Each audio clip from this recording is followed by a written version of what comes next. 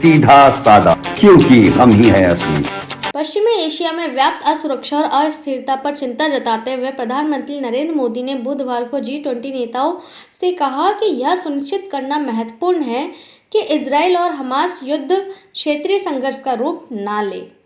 मोदी ने यह भी कहा कि पिछले कुछ महीनों में नई चुनौतियां सामने आई हैं और पश्चिम एशिया में असुरक्षा और अस्थिरता की स्थिति चिंता का विषय है। उन्होंने ये बात यूरोपीय आयोग की अध्यक्ष Ursula von der Leyen, Canada के प्रधानमंत्री जस्टिन ट्रूडो, रूस के राष्ट्रपति व्लादिमीर पुतिन और ब्राजील के राष्ट्रपति लुइस इनोसियो लूला दा सिल्वा जैसे नेताओं की मौजूदगी में कही थी। आतंकवाद हमारे लिए अस्वीकार्य, ये बात पीएम मोदी ने कही। हमारा एक साथ आना दिखता है कि हम सभी मुद्दों के प्रति संवेदनशील है और उनके समाधान के लिए एक साथ खड़े हैं।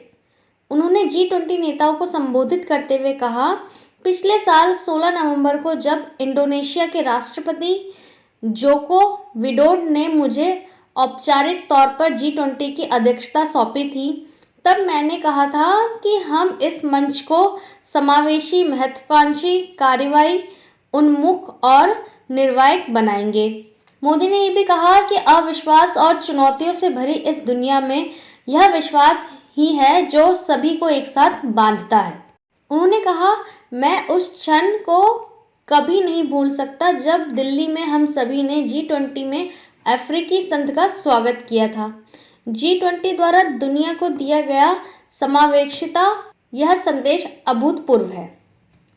बैठक में कई मुद्दों पर चर्चा होनी है, लेकिन सभी की निगाहें गाजा की स्थिति से संबंधित चर्चा पर टिकी है। गौरतलब है कि यह बैठक ऐसे दिन हो रही है जब इजराइल के मंत्रिमंडल ने हमारा समूह के साथ एक अस्थायी संघर्ष विराम को मंजूरी दे दी है।